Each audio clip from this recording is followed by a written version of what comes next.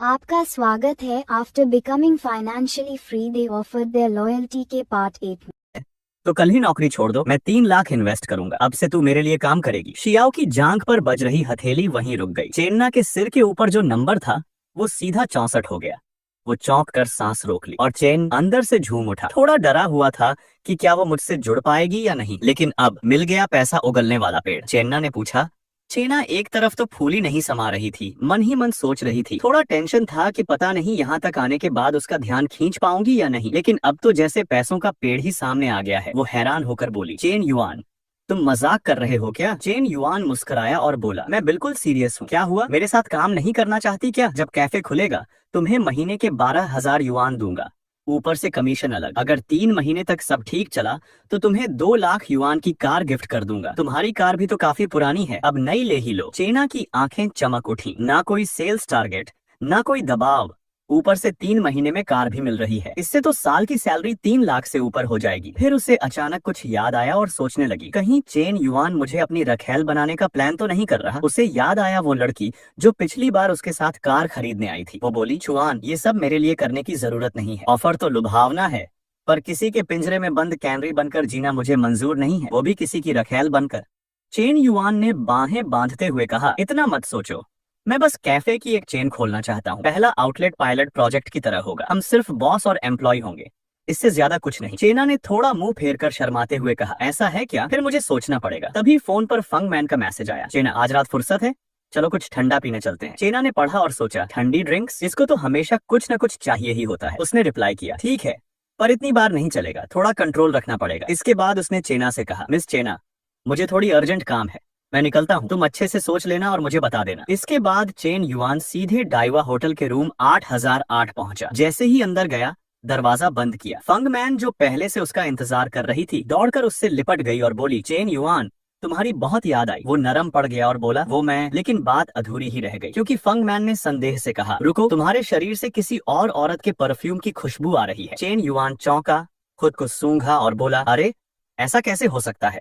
मन में सोचा, शायद चेना की कार में बैठने से उसकी परफ्यूम लग गई होगी। फंग मैन ने उसे दूर धकेला और गुस्से से पूछा, सच सच बताओ, किसी और लड़की से मिल रहे हो क्या? चेन युआन ने तुरंत पास आकर उसे गले लगाया और धीरे से कहा, ऐसी कोई बात नहीं है, बस आज मैं 4S स्टोर गया था गाड़ी के कागजों के लिए। वहाँ की फीमेल स्टाफ बहुत हेवी परफ्यूम लगाती है, बस वहीं से खुशबू आई होगी। फंग मैन उसकी मीठी बातों में आ गई और बोली, ठीक है, लेकिन अगली बार अगर किसी और लड़की से मिलने जाना हो तो पहले से बता देना, और उस फीमेल एम्प्लॉय से दूर रहना, समझे? चेन युआन ने हंसते हुए कहा, हाँ हाँ बिल्कुल। मन में सोचा, ये बात धोखे की नहीं, सिस्टम का मिशन है कि लड़कियों पर खर्च करो और रिबेट से पैसा कमाओ। ऐसे में एक लड़की से तो काम चलेगा नहीं। फंग मैन ने कहा, ठीक है, मैं नहाने जा रही हूँ। चेन युआन ने उसका हाथ पकड़ा और धीरे से कहा, नहाना बाद में? वो बोली, कैसे नहाऊं, अभी तो कपड़े पहने हैं। कुछ ही सेकंड में कपड़े भी गायब हो गए। चेन युआन बोला, मुझे तो बिना नहाए वाली खुशबू ही पसंद है। फंग मैन शर्मा गई और बोली, तो हम दोनों का टेस्ट एक जैसा है, मुझे भी तुम्हारी खुशबू अच्छी लगती है।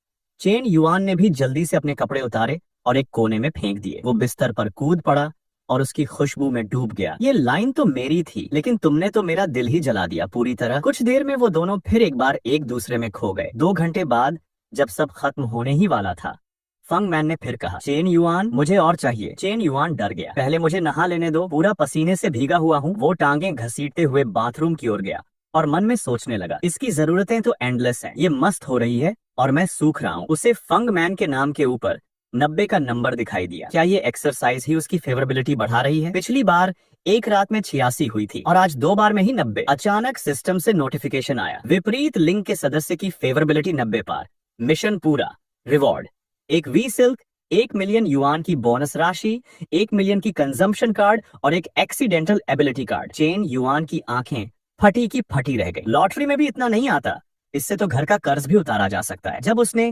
एक्सीडेंटल एबिलिटी कार्ड देखा तो चौंक गया, ये क्या है? अगर ऐसी एबिलिटीज मिलती रही तो पूरा गेम ही पलट दूंगा। उसने फौरन कार्ड सिलेक्ट किया। जैसे ही किया, शरीर की सारी थकान छू मंतर हो गई। अरे वाह, एकदम एनर्जी से भर गया हूँ, ये रिवॉर्ड तो वाकई जरूरत के हिसाब से मिलता है।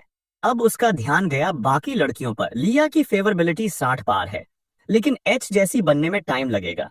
लंबी टांगों वाली चेना भी 60 पार कर चुकी है। अब धीरे धीरे आगे बढ़ना पड़ेगा। अभी इन सब के बारे में सोचने का वक्त नहीं था। उसे नया पावर टेस्ट करना था। कुछ देर बाद वो बाहर निकला और धीरे से पुकारा। वो फंगमैन चौंक गई। क्या हुआ, नहाने नहीं गए? चेन युआन ने उसका हाथ पकड़ा। नहीं, मेरा मूड बदल गया है। फंगमैन ने पोजीशन एडजस्ट की और बोली, यहाँ से ऐसे। चेन युआन ने उसका हाथ पकड़ा और काम शुरू कर दिया। एक जोरदार सिहरन ने फंगमैन को झटका दिया और वो चौंक कर बोली, चेन युआन, ये कुछ ज्यादा ही। इसी समय किसी और जगह चेना सोफे पर लेटी अपनी दोस्त से बात कर रही थी। चान चान, एक लड़का मुझे 3 लाख देना चाहता है स्टोर खोलने के लिए। कहता है 3 महीने काम करूंगी तो 2 लाख की कार भी देगा। क्या वो मुझे सपोर्ट करना चाहता है? उधर से जवाब आया, ना ना, तू कहीं लुट तो नहीं रही?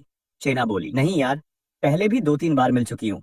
पिछली बार कार भी उसी ने दिलवाई थी। चान चान ने पूछा, उम्र कितनी है उसकी? तेरे कस्टमर तो सब अधेड़ होते हैं। चेना बोली, सिर्फ 21 साल का है। चान चान जो फेस मास्क लगा रही थी चौंकी। इतना छोटा और लग्जरी कार चला रहा है? हैंडसम है क्या? चेना का चेहरा लाल हो गया। थोड़ा हैंडसम है। चान चान बोली, अरे फिर तो टेंशन ही क्या है? जवान, अमीर और हैंडसम, लड़का खुद कह रहा है स्टोर खोल दो, कार भी दे रहा है। चेना खिड़की से बाहर देखते हुए बोली, पर मैं उससे 5-6 साल बड़ी हूँ। चान चान ने कहा, अरे बड़े बोलते हैं ना, 3 साल बड़ी औरत तो सोना होती है। तू तो 5 साल बड़ी है, मतलब 2 सोने की ईंटें। चेना हिचकिचाते हुए बोली, लेकिन उसकी गर्लफ्रेंड भी है। चान चान ने नाखून काटते हुए कहा, गर्लफ्रेंड कोई बीवी थोड़ी होती है, और अगर इतना सब दे रहा है तो तू आराम से उसे अपनी तरफ कर सकती है। चेना हैरान होकर बोली, तू बोल क्या रही है? चान चान हंसते हुए बोली, अगर तुझसे हैंडल नहीं हो रहा तो मुझे भेज दे, मैं सारा जिम्मा ले लूंगी। चेना एकदम ब्लैंक हो गई। तेरा तो बॉयफ्रेंड है ना? चान चान ने बड़ी सच्चाई से कहा। तो क्या हुआ, अगर ऐसा शुगर डैडी मिल जाए तो बॉयफ्रेंड को लात मार दूंगी। चेना बोली, चल हट, मजाक कर रही थी। अच्छा चल, मेरा बॉयफ्रेंड आ गया है, बाद में गप मारते हैं। चेना ने फोन रखा, लेकिन अब भी थोड़ी उलझी हुई थी। खिड़की से बाहर देखा और सामने सिर्फ चेन युआन का चेहरा दिखाई दे रहा था। क्या होगा आगे जानने के लिए अगला एपिसोड देखना मत भूलिए। धन्यवाद।